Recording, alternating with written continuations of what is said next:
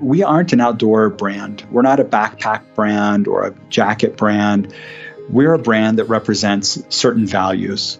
And it's this concept that a business can be a force for good, that we have an opportunity to impact lives globally, and that we have an opportunity to inspire people along with us to go out and make an impact in the community with us.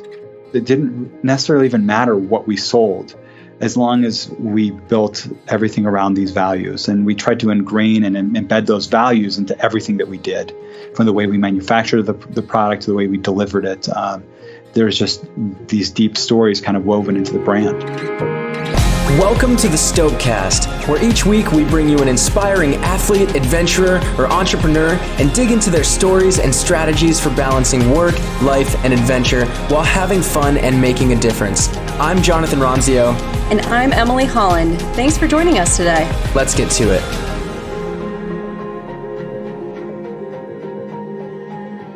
Hey guys, welcome back to the Stokecast. This is episode 20? Ooh. 20. Hitting me with the numbers. I can't remember that many numbers. You know how numbers work. What? What are numbers? 20 comes after 19. Oh, so true, so true. Yes. Yeah, So we're on episode 20 now. Sick. So hey, before we get going, I want to, at the end of each show, we ask you guys to subscribe, to share, to write a review if you feel so kind to spend your time doing that. And we always want to recognize and appreciate anybody that does. And so I'm giving a little shout out right now to one listener. His name's Spencer Falkman. Spencer! And he wrote, if you're an entrepreneur, athlete, creative, or just someone with a side hustle, listen to this. The journey and pursuit of someone who is torn between their passions and a 9-to-5 is not an easy one. Jonathan and Emily do an amazing job of breaking down that story, along with evoking the emotions of that journey with each of their guests. The lessons, values, and stories and experiences from this podcast are invaluable. Do yourself a favor and check this out. Dude, thank you. Thanks, man. That's such a fantastic review. Really appreciate you taking the time. And for anybody else out there who has written, we've read it and really appreciate it. And maybe we'll shout it out on a coming show. We literally screenshot every single one and send them back and forth to each other. Whether it's a message or iTunes, we are very psyched all the time. So keep writing us, keep tagging us. We love hearing from you and learning your story and getting to carry the conversations beyond this relationship right here, this mic to ear kind of situation. In your earbuds. Right. So hey, if you have been listening, I guess the last couple months, so a good chunk of episodes, we've been talking about how we were training for this marathon, my first marathon, Emily's first trail marathon. Well, it happened just this past weekend. What? We did it. The Trapp Lodge Mountain Marathon. It did us, I think, is what happened. How did it go for you? I freaking loved it. I think Andrew said to me after, my boyfriend, that was the first time I think anyone has ever said after a trail marathon, okay, I'm ready for a 50K, let's go. I was psyched. I didn't care really at the end how long I took to do it. Next time I do want to be a little bit faster, but man, trail racers, they don't mess around. They're like they're there to play. You rolled in with the whole crew though. You were kind of. It was awesome. Yeah, there was like these trail angels, which are a real thing. I met many on the trail. They like helped me. They didn't even know what I was thinking, and I was like having a fight with my ego the entire race, and they would like say the thing I needed to hear at that moment. It was incredible. So I ended with this group of ladies, and we all kind of like banded together over the last, 10 miles. We just became a group, and this one guy, Steve, and it was just so fun. Steve, we were like cheering for Steve as the lone man with us. It was great. It was amazing. That's rad. I know you loved coming over the finish line, hated the after part of that, right? Oh my God, no, I hated coming over the finish line. I loved finishing, but I was in a lot of pain. Yeah. Looking back now, I'm psyched on it. But like Type 2 fun. Yes. Horrible in the moment. And then really great to look back on, and enough time has passed and my legs feel okay that I would consider doing another one or even a longer objective. But man, like when we first got going, so to paint a picture, we're up in Stowe. It's beautiful, in the heart of New England fall foliage, and we wake up and it's like it has been raining the past few days. It rained overnight. The trail is just like wet and muddy, and there's this like mist just hanging over the air and this fog, and it's cloudy, and it's like 39 to 44 degrees ranging depending on the elevation of where we were running. Yeah. And so it was like kind of brutal weather at times. I mean, there were parts of the race where it was literally raining. There was parts where it was hailing. Snowed. And snowed a little bit. That was kind of epic, though. I felt like when it was snowing, and I was like, "Oh my god, I'm so badass for doing this." No, it was cool, but I mean that was just an added challenge to the 26.2 miles and the 4,320 feet. And for me, like I started the race doing great, and like I started off running in like the top pack of people, and for about 4 or 5 miles, and then I started to drop back, and like there were just these. I don't know how they do it, but like the pace they were going for the entire thing, I think the winner finished in like 3 hours and 40 minutes. Oh, that's cute. And my goal, right? my goal was to do it in under 5 hours. And so the first lap, the first 13-1, I did in 2 hours, which for that elevation on trail, I was psyched. That was fast. Yeah. But then it became very obvious that I didn't really train for that distance. Yeah. I was doing half marathons and under that mileage. And so that was great. But once I got to like 15, 16 miles, my legs were just like, what are you doing? What's this? Why are you doing this to me? And man, I started to hit a wall around like mile 18 where there was just that perpetual like 2 mile just grind of an uphill. Oh my gosh. Yeah. And I was like, I had to walk it sometimes and like really work out some Charlie horses. And so the last 7 miles were pretty mentally brutal and physically brutal for me to get through. But I did meet my goal, and I got through the finish line at 4 hours, 59 minutes and 49 seconds. Oh my God. I was like sprinting. That's insane. To get that, and I made it under 5 hours, and then I immediately collapsed, and I thought I was going to amputate my legs for like, I don't know, for a half hour, and then like after I got some food and sat down, things started to feel a little better, but it was like, it was the most pain I've ever felt during any activity. Well, when I finished, you're like, you were like confused why I was so happy. You shouldn't have been that like, happy. I don't know.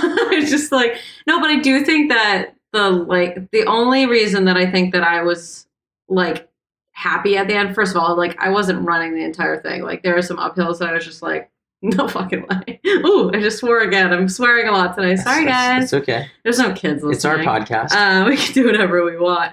But the only reason I think I was like I don't know. I didn't go balls to the wall at any given point, but during the end, I've ran that long before in a race. So I think that was like a small thing where I was like, I know mentally what I'm going to have to do in order to like keep going. And honestly, being with that pack of people was like incredibly helpful. So I should really just thank them for like getting me through it. Cause I was like, honestly, the first lap, I was like, all right, I'm good with the half marathon.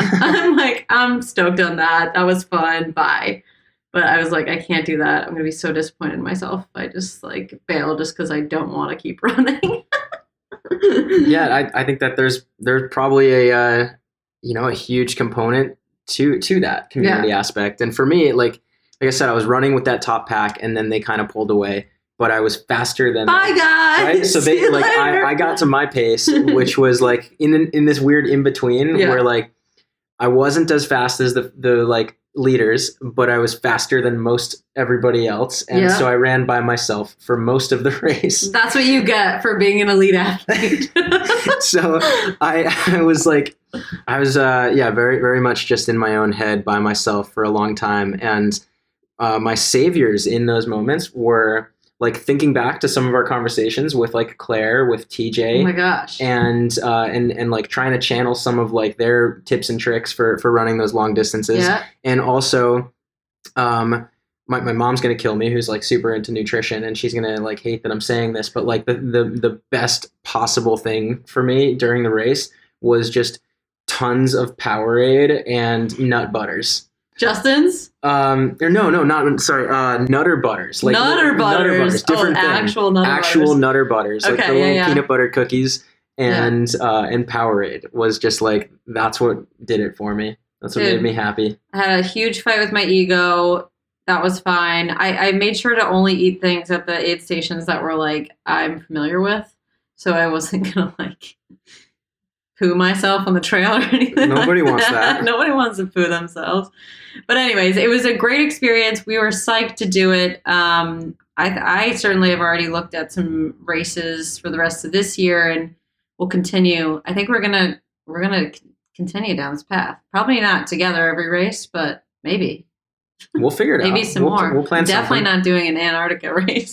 There's no way. Well, that was the whole reason that I found this race, because like, You found this race. I found this race, didn't I? no, Why did you have a lower number than me or later number?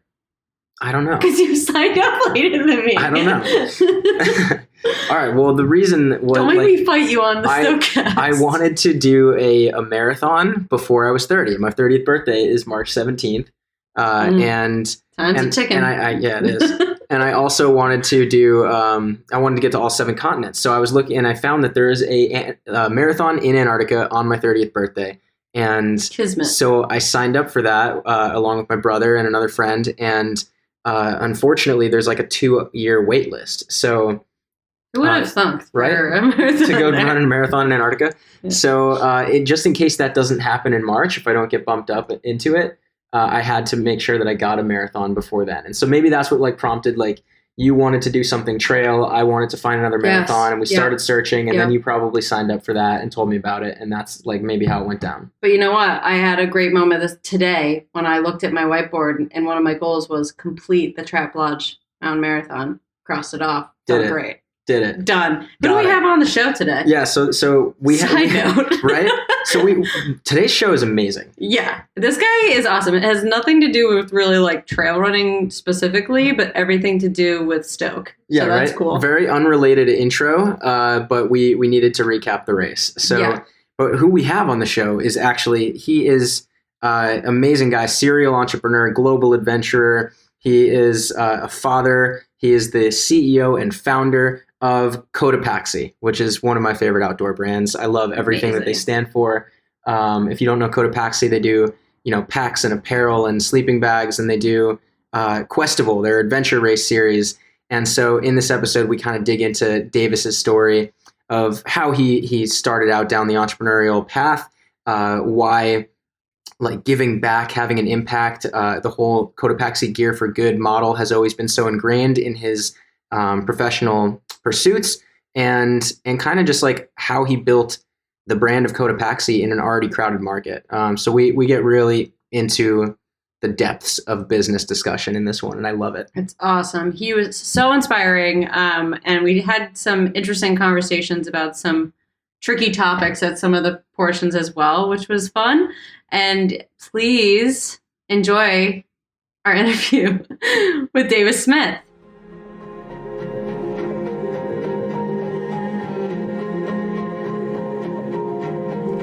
What's going on, Davis? Thanks so much for joining us. How you doing? Yeah, doing great. Thanks, Jonathan. It's great to be here with you. Yeah, Emily and I are psyched to chat with you. Yes. We love Cotopaxi, and we're excited to hear about your story. Oh, I'm super excited to be connecting with you guys. Emily reached out to us, and we're big fans of what you guys are doing and the stories you guys help share. So I'm honored to be a part of it. For sure. It's very, very much aligned as far as entrepreneurship, adventure, activism. We're on the same wave here. So cool, man. Well, I know when we initially reached out, you were down in Mexico on a kind of a half family vacation, half just like working from elsewhere, right? Yeah, exactly. We spent part of the summer down in Mexico, and there's actually kind of a longer story as to why we did that. But in kind of at a high level, we really believe in identifying core values that kind of force you to be disciplined about and deliberate about creating organizational culture. And whether that's in a business or in a smaller organization like a family, we have, I believe that by identifying core values and building structure around them, traditions and rituals, that you're able to get better outcomes. And so that was part of that effort for our family.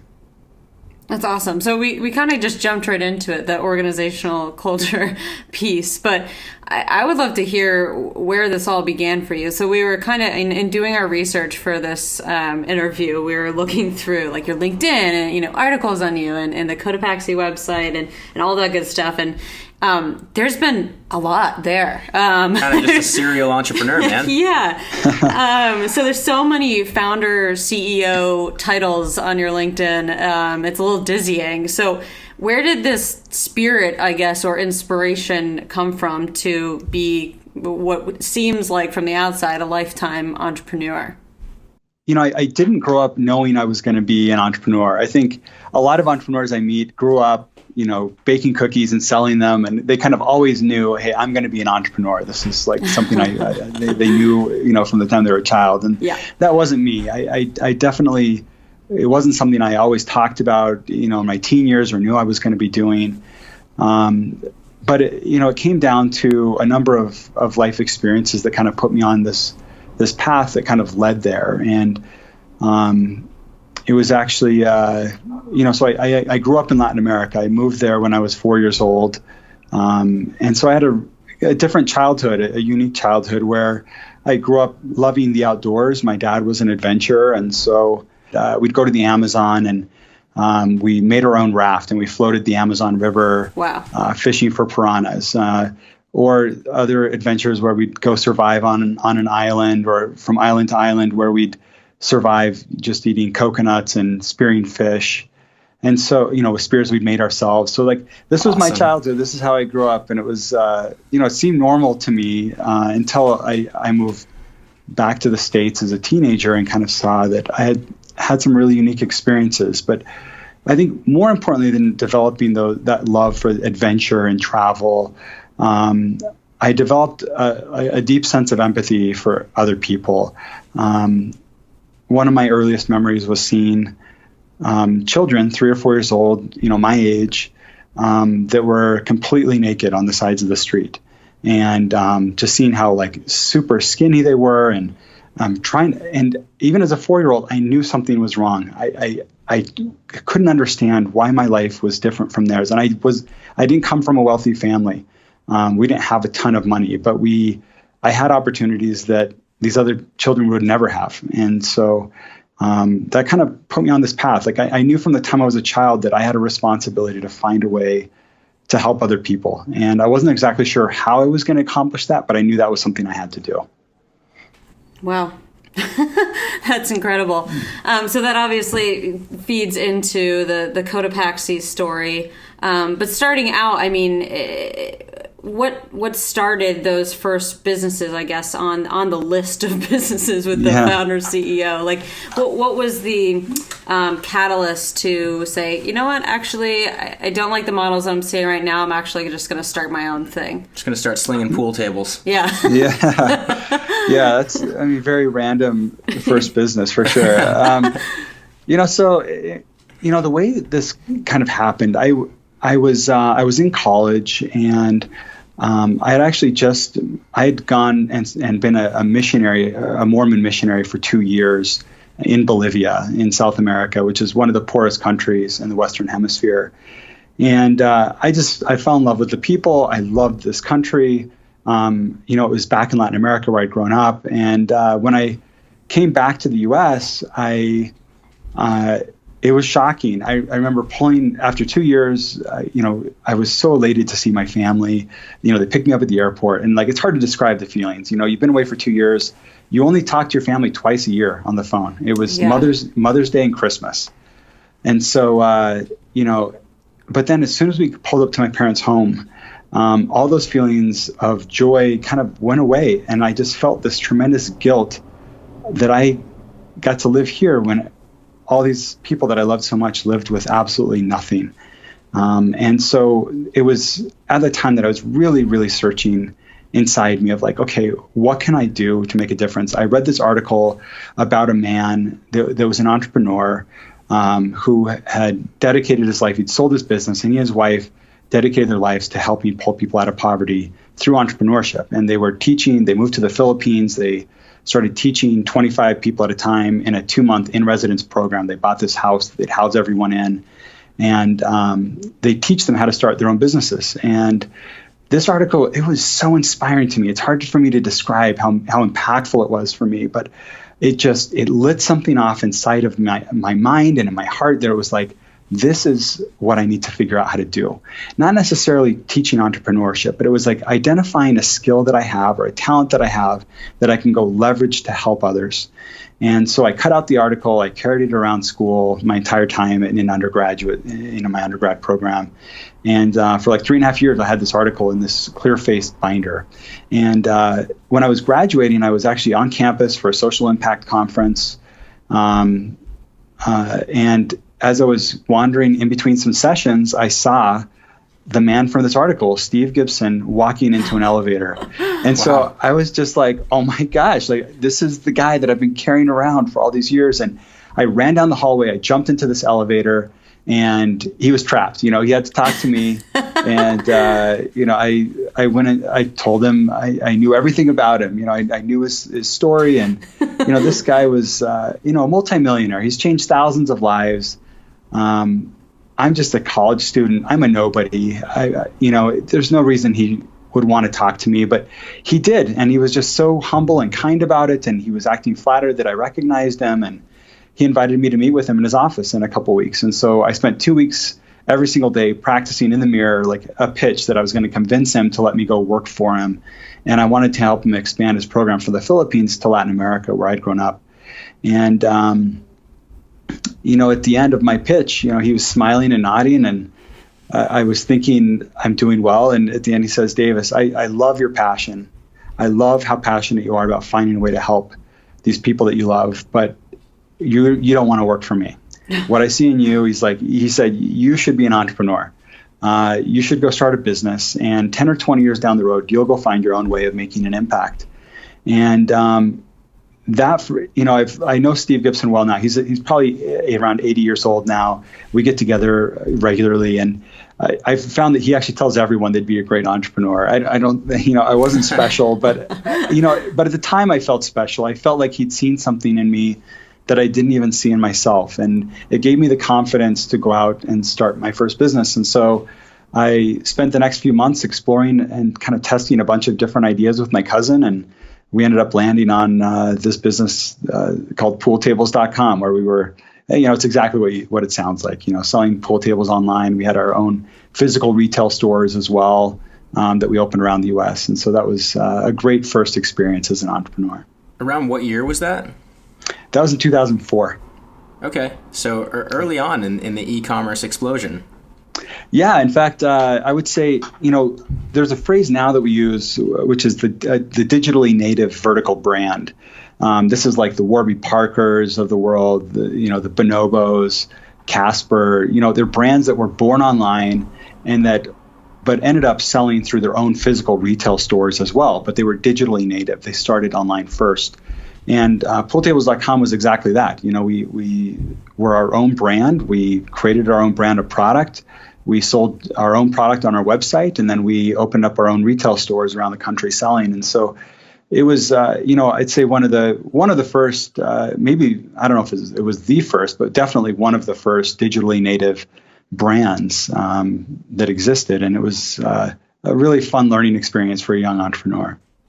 Yeah. So speaking of learning experiences, what were some of those learnings when you started your first, the first business, the first digitally native, one of the first digitally native companies? Yeah. What were those lessons? Oh my gosh, we made so many. How much time do you have? Yeah. So from the very beginning, we were making mistakes. Our first hire was my best friend. He'd been my best man at my wedding. It was someone that I just really admired. And we hired him, and within a few months, my cousin, my business partner, told me I needed to fire him. And Oof. I didn't even want to do it, but he was like, look, Dave, I can either do it or you can do it. And I think it would be better coming from you. And it was so painful to even like imagine having to do that. But I ended up having to do it. And, fortunately, this friend is such a good person. Like he didn't hold it against me. Like we're still very, very close. We're doing a trip together this next week. Like just a great person. But, the mistake I made, I went and hired someone that I knew would work for us. But not necessarily, I didn't go hire the person that solved the specific problem that we needed solved. And I've gotten better at that over the years where, if we have a need in the business, I think you first have to identify what the need is. And then you need to go look for someone that has the skill set to go nail it. And it's like, you need to go hire the best person on the planet to solve that problem. And you know what? It's probably not going to be someone you know. You can almost guarantee that. So, that was one of the bigger mistakes that I made that was really painful at the time. There were plenty of other mistakes, but ultimately we had a business that worked, and we it was bootstrapped. We to get money, I used credit. I'd never had debt before. But I went and we got these credit cards that you could get, 18 months interest free. We used those. We free money cards. Borrowed, they're great. Yeah, exactly. We borrowed money from friends and family, and anyone that had any kind of money they could lend to us. And then we would pre-sell product, with a longer lead time, so we could get the customers to basically finance some of that inventory for us. Then ultimately, I got my parents and my in-laws to mortgage their homes to help build the business. And so it was highly stressful. I mean, I had a pit in my stomach every single day for 6.5 years until we sold the business. But it was a fantastic learning experience. And I again made plenty of mistakes along the way, but it allowed me to do better the next time. So you talked about that first employee and then selling the business. So that scaling up in between, I mean, what was that experience like, going from yourself and one employee to retail stores around the country and a business that you could sell? So, I mean, it was certainly a process, but I will say, as we went through the exploration process of coming up with an idea, and I think this is an important lesson, actually. I think it's the biggest mistake I see entrepreneurs make, is that they're so excited about starting something and about being an entrepreneur that they kind of run with one of their first ideas. And the reality is that there's a bunch of data around this, but studies that have been done, but that show like you need to come up with a critical mass of ideas for you to have to have an exceptional idea within that pool. And so, we've gone through this exercise where we were identifying a lot of different ideas, and we were testing them and experimenting with them. And this was one of dozens of ideas we were exploring. But what we saw is that it got traction immediately. So we did $1 million in sales in our first year. And that was, again, no venture capital raise. That was totally bootstrapping. But what we saw was that there was product market fit. There was a pain in the market that we solved that didn't exist. And I think that's one thing that's important. If entrepreneurs that are testing, kind of diving into an idea, if you're not seeing instant traction, you're doing something wrong. Either the idea isn't right, or it's not, the timing isn't right. There's something wrong. And so for us, like, we kind of knew quickly that we tapped into something that worked. And then it was just a matter of trying to make as few mistakes as possible so that we didn't put ourselves out of business. But over time, we were able to continue scaling, and it was a lot of fun. It was, what I loved about e-commerce too is it was every type of thing like you study in like business school in one business. You had to understand marketing, you had to understand finance and accounting, you had to understand, operations and supply chain and logistics, and we were manufacturing in Asia and importing. So it was like such a great training ground as an entrepreneur to learn how to run a business. So. Well, I think that piece that you just called out is so important and so hard for so many entrepreneurs to basically, like, act fast and act often, but also know when the idea is right, when there is product market fit, and then be able to focus. Because entrepreneurs have this tendency to build and burn and build and burn, and right, it's like, how many domains do you own, and how many times have you put $50 behind an A/B test on Facebook and tried to like see what would work? But the trick is finding something to stick to and actually stick with it for a period of time that's going to give it a chance to work. Yeah, that's a fantastic point. And I think this is the trait of many entrepreneurs. And I certainly fall in this, which is, and you guys probably do, because you've built this. And so you're probably have a brain that works similar to a lot of entrepreneurs, which is you love the idea of creating things and starting things. And sometimes it's a lot more fun to do that than it is to actually run something. So when you're actually running something, you're constantly having new ideas and, oh, this new opportunity, or what if we did this? And, you certainly have to learn to like be disciplined and to focus. Once you've chosen something, to be maniacally focused on that project. And it doesn't mean you can't pivot, doesn't mean you can't change, but you've got to to fend off those ideas that are constantly coming to mind that would distract you from executing the thing that you kind of identified was going to work or is already starting to work. Totally. All right. Well, so speaking of pivot, let's see. You sold the pool table business and had a brief stop in Brazilian e-commerce, right? And and then there was Cotopaxi. So let's talk about that pivot.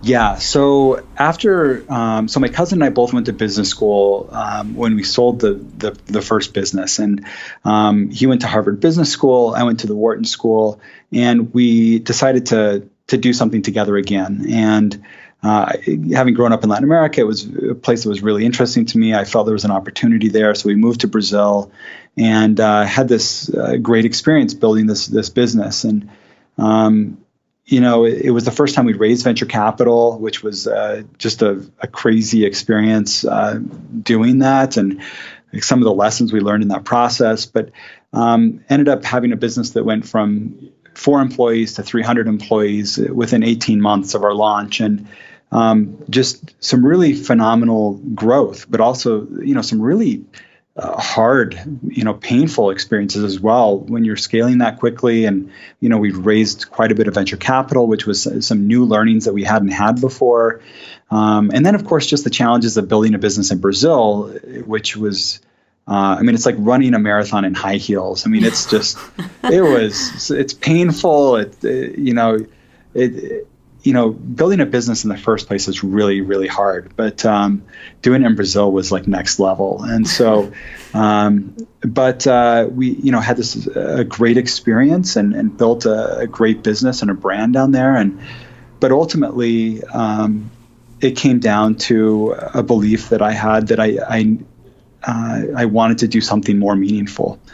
And through the circumstances, I decided that was going to be the best next step for me. And so I ended up telling my partner and my board that I was going to leave, and I identified this opportunity to go do something that I was really passionate about.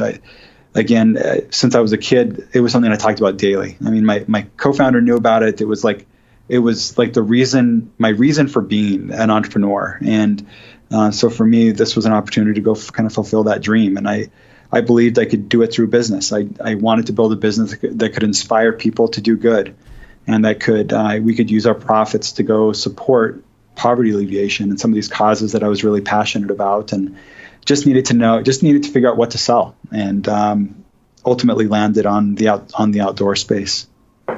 Well, so as far as what to sell and in the outdoor space, obviously you had this passion for adventure and travel, and it makes sense. But how did you net on, an apparel brand that would eventually become an experience brand? But we'll get into that. But as far as like netting into how you decided it would be soft goods versus hard goods, or what the vessel for doing good would be, when you look at the space of outdoor apparel, and there's these major hitters, and you go to like OR and you see 1,000 vendors, and it's like, I'm going to compete in this space. Like, how did you decide that? Yeah, it's a crowded space. In fact, I don't even think I understood how crowded it was when I started. I mean, Yeah. I hadn't been to the outdoor retail show before I started the business. So that said, I knew it was a crowded space. But what I saw there was an opportunity to build a brand that had never been built before in this category. And, to be clear, it wasn't about the product we were making. It was about what we stood for. And, when I had this idea, I put together a group of 5 other individuals that I believed I needed to go build this team. Again, I looked at what were the 5 like kind of key problems that I was going to have in this business. And I went and hired 5 people that kind of solved those problems. And I flew in from Brazil, flew to Utah. We met in a mountain cabin. So everyone else kind of came to Utah. Some people had never even been to Utah before. And we met in this cabin, and we spent a few days together, and we didn't talk about the product we were going to make. We didn't talk about our go-to-market strategy. We talked about the values that we stood for. I outlined my vision for what we needed to accomplish, what this brand stood for, and what our mission was, and what values we were going to identify that we could build this brand around, and what we could build our culture around. And so ultimately, I would say, like, we aren't an outdoor brand. We're not a backpack brand or a jacket brand. We're a brand that represents certain values. And it's this concept that a business can be a force for good, that we have an opportunity to impact lives globally, and that we have an opportunity to inspire people along with us to go out and make an impact in the community with us. So then for us, it didn't necessarily even matter what we sold, as long as we built everything around these values. And we tried to ingrain and embed those values into everything that we did, from the way we manufactured the product to the way we delivered it. There's just these deep stories kind of woven into the brand. Yeah. So kind of taking a step back to find those 5 people to solve those 5 problems. So what was that process like? I mean, obviously you weren't hiring your best friends anymore. So you're trying to go above and beyond that to people that probably don't know. So was it just tapping into your different communities that you were a part of? Was it like LinkedIn searching? How was that process in hiring those people that you felt like were going to solve those problems rather? Yeah, no. So I identified these roles that I felt I needed filled. And then it was a combination of all of what you said. It was looking at my own network, which one of the reasons I went back to school as an entrepreneur, back to business school, was I wanted to expand my network. I wanted to surround myself with people that were smarter than me, that thought differently than me, that had different experiences than I did. And so that came in really helpful in this process. But then I also went on LinkedIn and use my network to kind of, look at other people that I wasn't even directly connected with. So, one of the individuals that I brought on was someone that I did know. It was a classmate of mine from business school, who he'd previously been in the German Special Forces. Then he worked at McKinsey, the consulting firm in Germany, and then came to the United States to go to business school. And then after business school, he started an e-commerce business with physical retail stores that he had just sold. And so he was a close friend of mine. We traveled extensively together during business school. We'd done our thesis work together.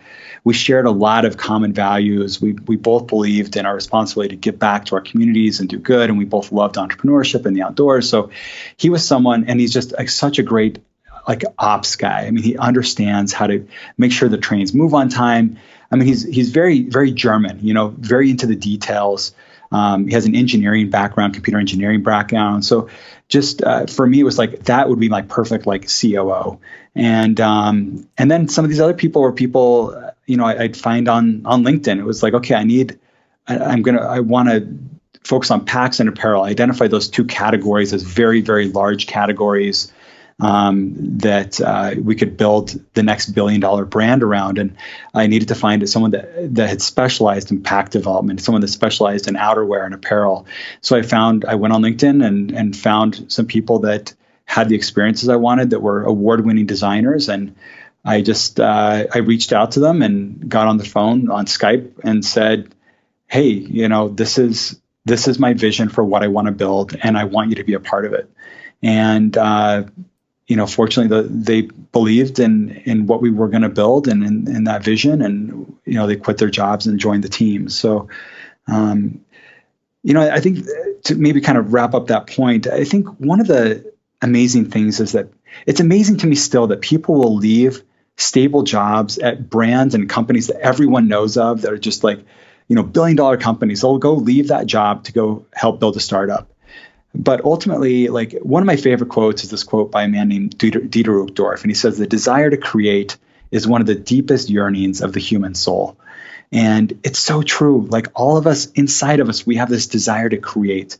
And it might be creating a podcast, it might be creating music or art, it might be cooking a meal or building a business.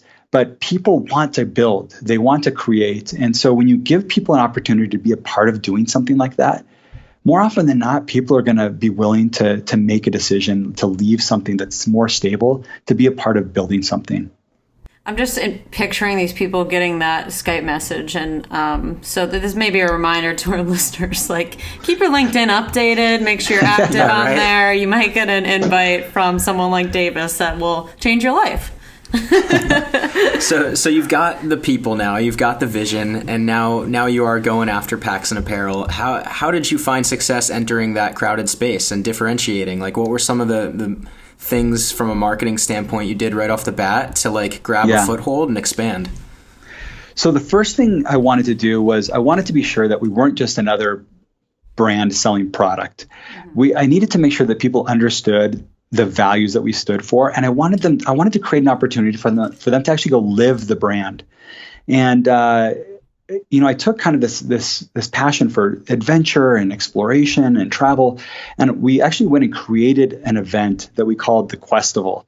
And the day that we turned on our website is the same day we ran our first Questival. It was like this, and the Questival is a 24-hour adventure race.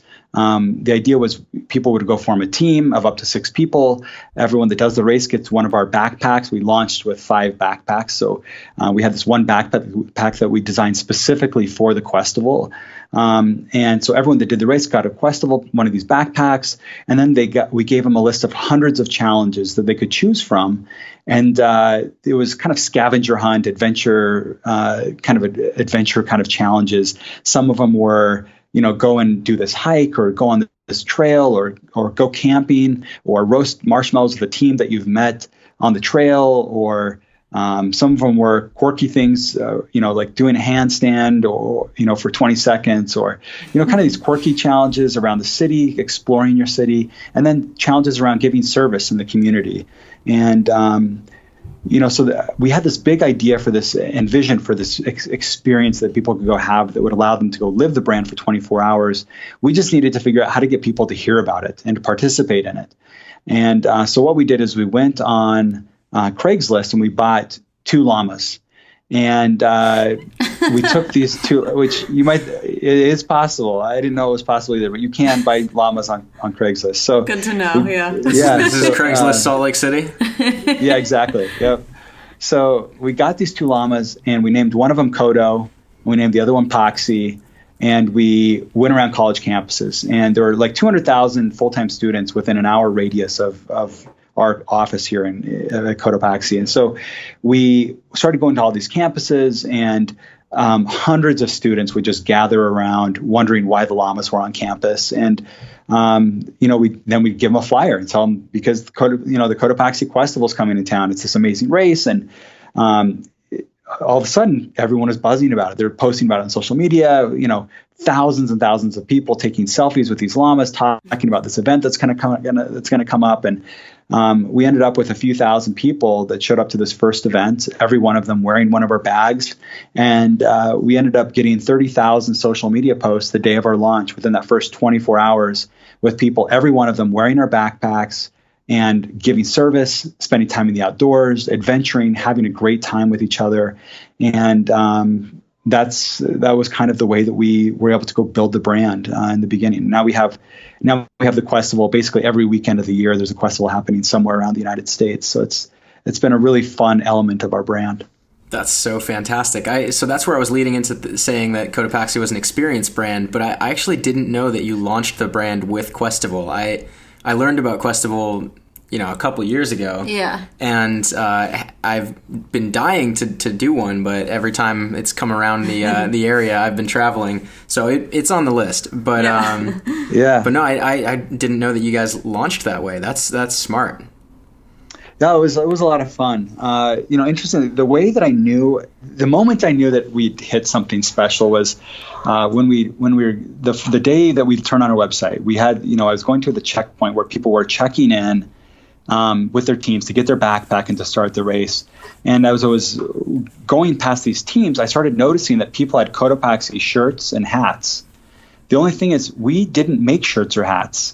We only made 5 backpacks, and I would stop these teams and be like, where, how? And they're just like, oh my gosh, we had to have matching shirts, or we wanted to have something to match for our team. And so they literally took our logo and were making their own homemade Cotopaxi gear. That's unbelievable.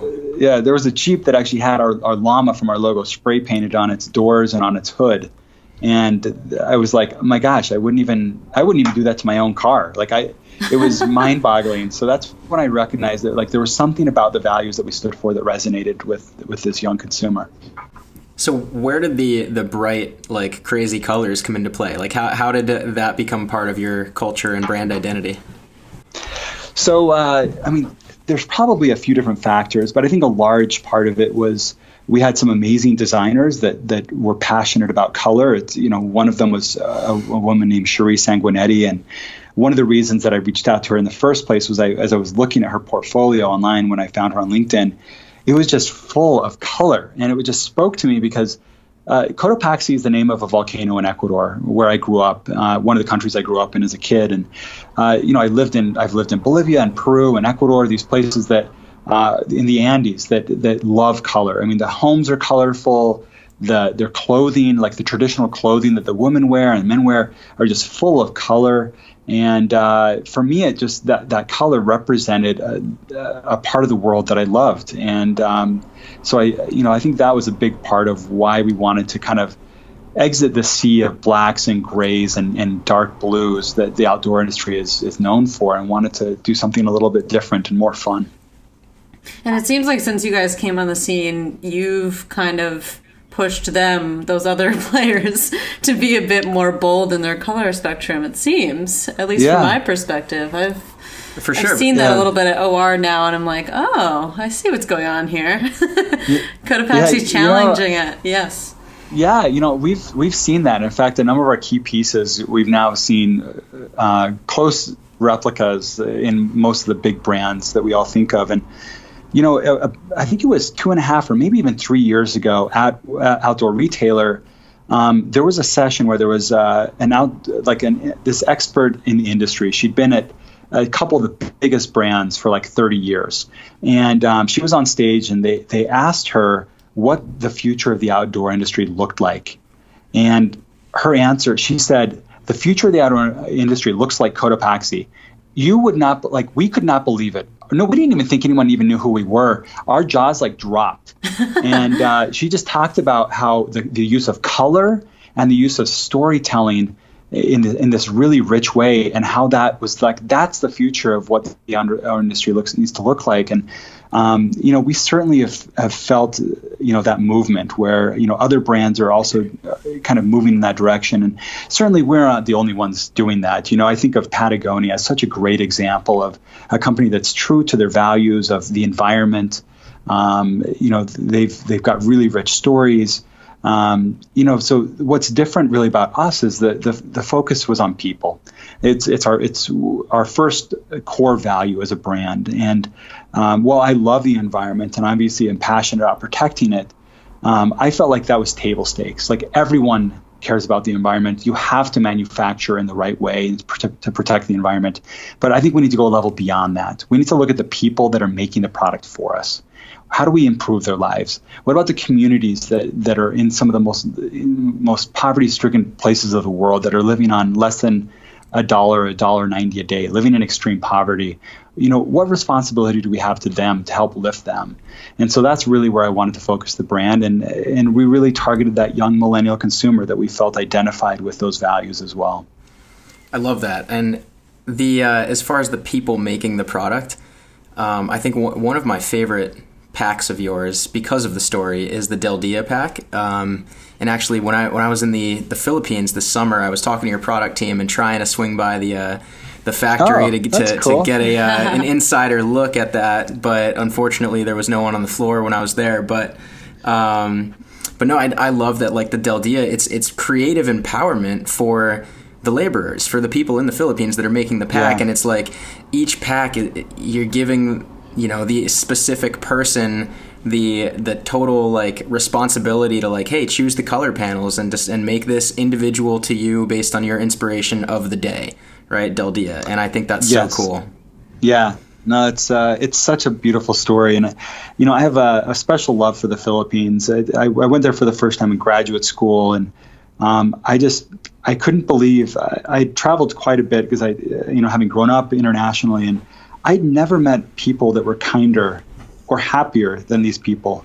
And they had so little, but they were just such optimists. And, when we had the opportunity to manufacture there, it was something I was really passionate about. And this factory that we use is just exceptional. I mean, they're aligned with our values and, paying fair wages. And, there's programs for women that have had children or that are expecting. And it was just so aligned with what we cared about. But we saw two big problems, right? We saw one, that there was a lot of waste that's created in the manufacturing process. And this factory manufactures for all the other that you can think of. They manufacture their bags as well.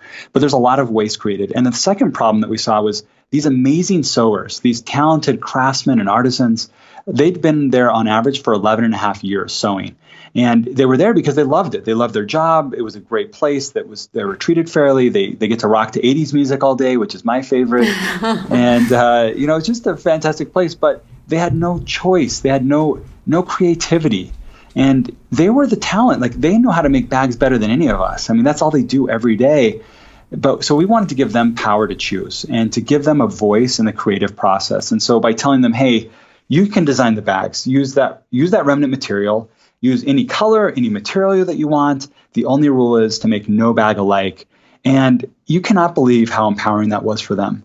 And you could see it in their faces. And every time I go visit, it's the favorite product that they work on for us because they get to choose. And they're the heroes of the outdoor industry. They're the unsung heroes, the people that actually make our product.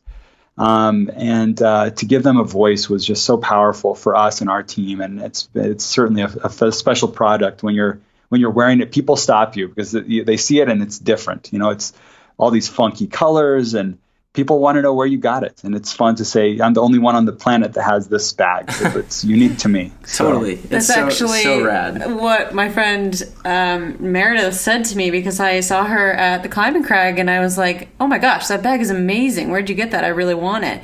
And she said, well, I got it from Cotopaxi, but you're never going to get this one. And I was exactly. like, oh, okay. That's Shut awesome. down. Yeah. No, that's really cool. Every time I see a Cotopaxi bag, I'm like, man, I would have never put those colors together, but that looks awesome. Yeah, it works. I'm the same way. Every once in a while, I'm just not that's just not my skill set. And if you were to ask me how to put together the colors right, you'd probably end up with a lot of the bags that look very boring. But yeah, you're right. You see some of these bags together and like the buckles will be different colors as they come together, and it's like, all the straps will be different colors. And it's like, I never would have thought of that. And it just looks so rad. Yeah. So yeah, they're very fun. That's cool, man. Well, so along the lines of, impact within your business model, I know that Cotopaxi is a B Corp, right? That's right. So for anybody who doesn't know what that is, would you mind giving us a little overview of being a B Corp and how that, became a thing for you guys and the importance of it? Yeah. So when I was in Brazil and I had this idea, I knew a little bit about benefit corporations because a couple of my friends in business school had started a company called Warby Parker. And they were good buddies. I actually put a little money into their seed round, and they had actually invested in my business in Brazil, and they're actually investors in Cotopaxi now. But I'd watched them go through a transition where they'd incorporated as a C Corp, but years down the road, they actually converted to a benefit corporation and went and got B certified and B Corp certified. And so I knew a little bit about that, but I didn't know a whole lot. But then I started digging into it, and I was like, oh my gosh, this is what I believe in, which is building a for-profit business and it's for-profit because it's sustainable. The problem with nonprofits, and I love nonprofits, I've been heavily involved with nonprofits since I can remember. They do such great work, but they're reliant on how good of fundraisers they are. And some of the best nonprofits are not the best fundraisers, which means their impact is limited, or sometimes they go out of business simply because they couldn't raise more money. And I felt like this was the perfect solution. It was you go build a business or a brand that sustains itself, because you're generating profits that scale every year, that are growing and that are improving and increasing, and then you're using that money to go out and support causes that you're passionate about. So a benefit corporation is a company that's committed to not just maximizing shareholder value. It's about making decisions based on your impact on people and planet. And so we incorporated as a benefit corporation from inception. We were actually the very first company to do that, to incorporate from inception as a benefit corporation, and then to go raise venture capital. And then we went through a year into the business. You can actually go through a certification process through an organization called B Lab, and that's called the B Corp certification. And so they go and they do an audit, a very in-depth audit. I mean, it's pretty rigorous. We spent hundreds of hours going through this process where we ended up getting certified as a B Corp, and we kind of joined this community of, at the time was 2,000 other companies that were mission aligned, that cared about people and planet, and were committed to looking beyond their own profits as they made decisions.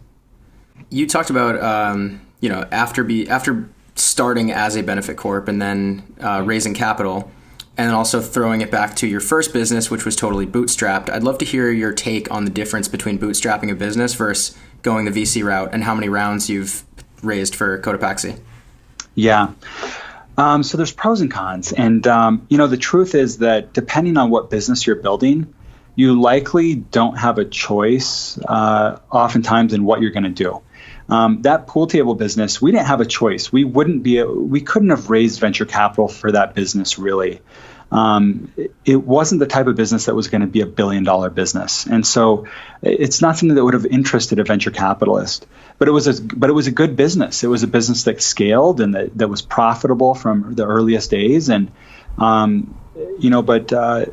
other businesses, like, for example, Uber, there's just no way they could have built what they built without venture capital. It's just too capital intensive, and they needed to move very quickly because there was a lot of competition in the market. And so, but the pros and cons, when you're bootstrapped, you own the whole thing, and you can kind of make decisions on your own. And, you don't have that additional stress of having a board that's constantly, you're having to report to. The pros of raising venture capital is that you have a board that you're reporting to that's keeping you accountable. And it's funny, but those two things they're hard, but it's actually, in my mind, it's a very positive thing. When you have a board of very smart, talented people that have built brands and businesses before, they can be an amazing help. But it does create some additional stress and some accountability that can sometimes be uncomfortable. You also have set the bar higher once you've raised a bunch of venture capital. So in my last two businesses, between the two of them, I've raised around $100 million. That creates a lot of anxiety for an entrepreneur, because all of a sudden the bar is so high where, if you went, in my last business, for example, if we would have sold for $100 million, it wouldn't have been seen as a success because we'd raised all this venture capital at a very high valuation. So for it to be a success, you have to have this tremendous outcome. And when you're just bootstrapping, you don't have that stress, right? If it sells for $10 million, that's pretty awesome if you're just you and your co-founder. So it just, raising venture capital can be a lot of fun in that you can go build a team that's fantastic and amazing. You can build that fast. You can accelerate and scale quickly. but it also creates certainly a lot of pressure that doesn't exist when you have just bootstrapped. So certainly pros and cons. That accountability created through your board of investors, it's almost like your business life coach, right? It's a little uncomfortable, but it gets you to strive for more. Exactly. Yeah. If you have a good board, it can be so amazing. But you have to be careful. You can get the wrong investor on a board and it can really disrupt your life and the business. So you've got to be as careful as you are in your hiring of your team. You've got to be even more careful with a board member, because you can always fire a team member, as painful as that is. There's no firing a board member. Once someone's on your board, it is incredibly difficult to get someone off your board. So you've got to just be incredibly diligent and run a process and make sure to really get to know them before you bring someone onto your board. Speaking of boards, that was a great transition. You don't even know what it is yet, but you're going to find out. I'm nervous. You're a part of 2 different boards around women's leadership and making sure that you're promoting the inclusion of women at the levels that we need them to be in order to have equality. So can you talk a little bit about getting involved in those and what prompted that and what that experience has been like? It's Girl Up and Women's Leadership Institute, right? Yeah, this is something I'm actually extremely passionate about. And I'm embarrassed to say that it's not something that I even really thought about until I had 2 daughters. And my first 2 kids were girls. And this is something that I just became incredibly passionate about, because I saw that girls were treated different than boys. It's true. And there's just no debating whether that happens. It does happen. And I felt impassioned to make sure that my daughters had the same opportunities that boys had. And, you look at the venture capital world, and 90+% of all venture capital goes to men. And, VCs, it's like 4% or 2% of venture capitalists are female. I mean, it's just not right. And I've just always felt like I needed to use whatever power I had or influence I had to try to make a change in that for my own daughters. And again, I am embarrassed that it was kind of a selfish motive, and that it wasn't something I was aware of even before. But as a man, I didn't have to think about it very much until it impacted me. And it's something that I care deeply about. And I also, with Cotopaxi, interestingly, our first 4 major investors were all women. The deal was led by a woman. And I don't think that's a coincidence that women believed in a brand that was built around giving back. I believe that women inject compassion into the boardroom and into leadership in a way that's needed, and frankly into politics. And so it's something I care deeply about. We have a lot of women on our leadership teams at Cotopaxi, and I think it's been something that's tremendously benefited our brand and our business. Yeah. And I think you saying that you didn't happen until, you had daughters or what have you. I mean, it's so obvious when kids are growing up, the differences, and it's less obvious, I think, once we're all adults, that it's such a big difference, right? It's like the girl is pretty and the boy is strong, and that's how, the simple language that you use with kids is really indicative of the differences. So, but that's awesome. And it's, it's obviously women are constantly fighting for that equality and fighting for that representation, but it takes all parties. And so it's good to hear that you're putting that and pumping that into Cotopaxi as well. What a great question. I'm so glad that we're talking about this, because it's something that needs to be talked about. And frankly, as men, sometimes we don't know how to talk about it, right? Sometimes it's intimidating, or we don't want to say the wrong thing. And what I found is that women are very forgiving, and if it's something that we talk about, and even if we don't quite say it the right way, or we're still trying to figure out what the language is for it, it's amazing how they'll help along the way. And, this feminism is not a war on men. It is just simply us asking for equal treatment of our moms, of our sisters, of our wives, of our children, of our daughters. And it's something that I think we need to really think hard about what we need to do differently. And it needs to start at the earliest and youngest stages, starting with the way we talk to our girls. And like you said, so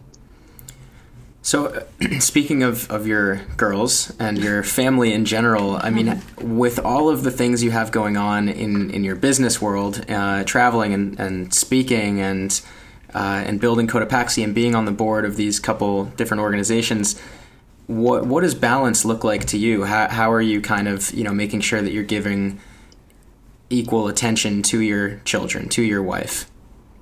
This is certainly a challenge that I think every entrepreneur deals with. And, fortunately, my wife and I met in college, and we got married young, and we've really grown up together, and we started our family young when we were in our mid-20s. And so I was an entrepreneur. I was a husband and a father around the time I was becoming an entrepreneur for the first time. And it really forced me to get in some good habits that I think, if I would have started my first business before I had a family, I might have started differently, and it might have been harder to break those. But I've always cared deeply about balancing family and work. My family is more important than my business 100% of the time. And my whole company knows that, and they know that for themselves. Every one of them. I want them to go spend time with their families. We give something that we call 10% in the wild time, where they can spend 10% of the work week out in the wild, going on a hike with their kids, or going and giving service in the community. With it's something that I believe deeply in, and that balance is something that's really critical for me. And part of that is about building some structure in your life. And so I mentioned in the very beginning of this conversation around identifying values. And one of the mistakes that I made in my family early was that we built our family's culture by default. And that is like the biggest mistake you can make in an organizational culture, whether it's a business or your family. You have to do it by design. And so with Cotopaxi, that's something that I did much better than I did with my first two businesses, where we identified those values from the very beginning, and we built everything in the business around those values. A few years ago, I recognized that with my family, I hadn't done that. And so my wife and I sat down, we identified 5 core values. We attached them to the letters of our last name, SMITH. Each one of them stands for, each of those letters stands for one of these 5 core values. And we've built traditions and rituals around every one of those values. And every week we have a meeting with our family, with our kids and my wife, and we talk about those values. We talk about what we can do better and what activities we can do to kind of build around those. And we have a bunch of traditions kind of built around them as well, weekly traditions and monthly traditions. And it's been a really powerful way for me to balance my family and my love for building my business as well. It can be all consuming if you're not careful. Well, it's cool. I mean, you're treating the longevity of your family relationships like building a business, right? Like, are you scheduling that time, those meetings in your calendar? Yeah, they're scheduled. We have a set time every week. That's wonderful. Yeah. So I started doing that in like the last 3 months. I started scheduling a weekly date night with my wife. And we don't have kids yet, but just having the date night in the calendar every week it's been wonderful. That's amazing. Good job, guys. Way to start.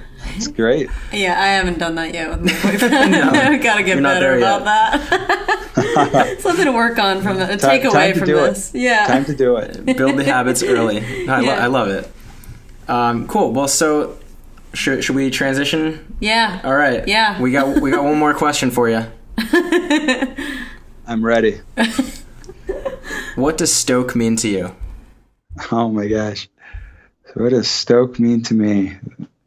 Man, that is a hard question. You should have emailed that to me before so I could have thought about it. Oh, no. No, it's so funny because like so many people, like our industry, Stoke is one of the most used words. And yes. And it's so, I don't know, there's so much feeling around it that it means something so different to everybody when they put words to it, and it's become one of the main questions we ask at the end of every interview, and it's been very cool.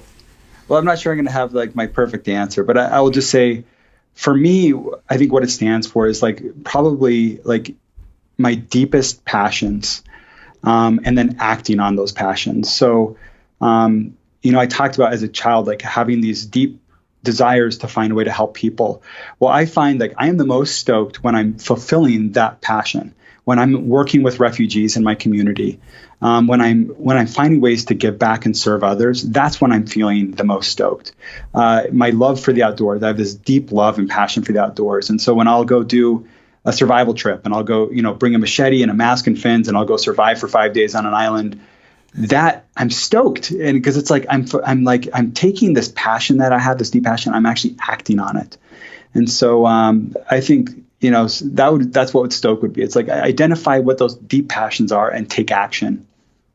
Well, so wait, when's the next machete, mask and fin trip? Is that part of Questival? Yeah, I'm doing one in April, but I've done 5 of them in the past year and a half. So it's something I'm obsessed with at the moment. I find a lot of satisfaction in going to a place and just knowing I can live off the land, and it's pretty fun. I think more people need to have experiences like that. Teach them character building. Oh, I think that's awesome. Yeah, that's the next round of Questival. That's Questival Survival Challenge. Oh no! Yeah, very exactly. Cool. Yeah. Well, normally we would just kind of cut it there, but in your definition of stoke, you did mention like where you feel alive and resonate with those passions. Part of that being the giving back, the impact of volunteering with refugees or the like. I'm just curious. So much of your life, your business is about impact, and I'd love to hear one top of mind anecdote, one really a story that resonates deeply with you that you can think of as far as like impact that either you or your business has been driving. One of my favorites. So we have a really cool program where if you order something from our website or come into one of our stores, you'll get a handwritten thank you card that's written by a refugee, and it's their first job when they're resettled here. We have 60,000 refugees that have been resettled in Salt Lake City, and over the last 20 years. And so we've developed this really cool jobs club where we have these new refugees that just moved here. They're learning English. We give them a job, which is they write these thank you cards, and they write them in their native language because they're still learning English. And we've had over 100 refugees go through this program, and we help them create a resume. We help them learn how to do a job interview, how to follow up after a job interview, and kind of help them get on their feet. There was a brother and sister that were part of this program when we first started. They were 2 of our very first card writers, and the oldest brother was 19, the sister was 17. And as I got to know them, I was asking about their parents, and I said, "So what are your parents doing? Where are they working?" And they told me, "We don't have parents." And I was shocked, and I said, "What do you mean? Are you guys here by yourself?" And they're like, "No, not by yourself. We have younger siblings as well." And they went and told me that their parents were killed in the Civil War in Congo. The oldest brother, Fiston, he was 13 years old. The youngest sibling was 4. And they walked from Congo to Uganda. They drank out of rivers. They ate anything they could find on the ground to survive. They got to a refugee camp in Uganda. They lived there for 4.5 years. And then they were fortunate enough to get selected to be resettled to the United States. And they were sent to Salt Lake City, Utah. And this family is the most inspiring family I know. These kids, they want to be doctors, they want to be lawyers, they want to be entrepreneurs. Jolly, the sister that was 17, she graduated from high school last year and got a full scholarship at the University of Utah. She's studying business and entrepreneurship. And these kids, they have no mentors. They have no role models, no neighbor that can help them out, or their parents don't have friends that have been lawyers or doctors that can help coach them or give them an opportunity to see what it's like or to get an internship. They're on their own. And I've just, over the last few years, I've had the opportunity to have them in our home and for them to meet our kids. We have some kids that are similar ages, and it has just been the most beautiful and inspiring thing to see them start this new life. And so that is what's just such a great privilege with Cotopaxi, to be able to be just an observer in the amazing lives of some of these people that we have the privilege of working with every day. That's incredible. That is powerful. I got goose pimples listening to that. That is amazing. So how can people continue to support the mission? I mean, obviously buying the products is one of them, right? But just continuing to follow along on the journey. Is there, just on the website, on Instagram, like what would you recommend? Yeah, so I mean, you can follow what we're doing on Instagram, of course, on our website. We send out email updates. We have an impact report that we share. But beyond that, I would say, find ways to get involved in your own community. And, if there's a Questival coming to your town, go do that, because we're going to have challenges involved there that kind of help you get a foot in the door and giving back and giving service. And I think once people have that experience where they've touched someone's life and where their life has been touched by that other person, it's something you want more of. It's addictive. Like, you just can't stop. You want to look for more ways to do it. And so, find a way to give back in your community. You don't need to travel abroad to do it. There's people right in your neighborhood, in your community, in your city that need help. And I promise that as you start giving back in these ways, it will change who you are, and it will create more joy and more satisfaction than any kind of professional success would ever create. Perfect. That's amazing. All right. And so where can anybody follow along with you or connect with you? Are you pretty active on a specific channel? Yeah. So I mostly use Instagram, and my handle is @Davis, Davis M. The letter M is my middle name, and then Smith. Davis M. Smith is my Instagram handle. And then I'm also on LinkedIn quite a bit. So that's a great place. I kind of post there about some of the work we're doing. And those are the kind of my two main channels. Yeah, and if they connect with you on LinkedIn, they might get invited to like a mountain home in Salt Lake City at some point when right. they can get invited. Who knows? You never know. the next COO of the next $1 billion brand with Davis could be listening right now. That's right. Well, thanks so much, Davis. It's been such a pleasure chatting with you today. Yeah, Emily, Jonathan, this has been great. Thank you so much for reaching out and letting me be a part of this awesome podcast you guys have created. Thank you.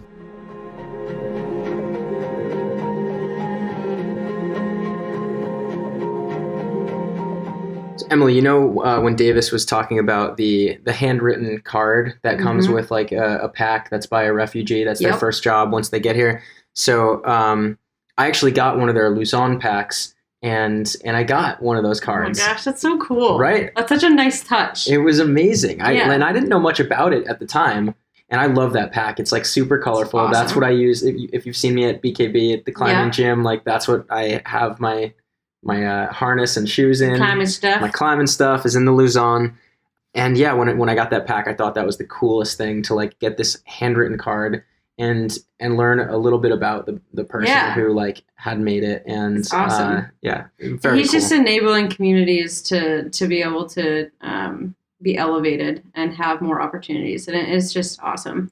He was awesome. I think that the path of being an entrepreneur to then do good is not one that we see as often as just being an entrepreneur on its own. And I think that, like, as a part of his whole overall story was really inspiring. Yeah, I think these days, fortunately, it is more of a trend. Like the whole since Tom's and that whole model of like buy this and it benefits this, and we see more and more businesses starting with that model, with that purpose. Yes, which is awesome. But it definitely still is the minority, but it's definitely driving forward. Thanks to, I think, our younger generation that is now out of school and starting companies, and also younger than that, even what are they, Gen Z? Is that I don't want to think about that. Right? Like the graduating classes that are at my alma mater are just scary to me now. But they're so socially and environmentally conscious. No, I know, it's good. It's very good. It's very good. So Davis is amazing. Cotopaxi is obviously amazing. So obviously continue to follow along their journey and what they're doing for the world to better it a little bit more. And he's right.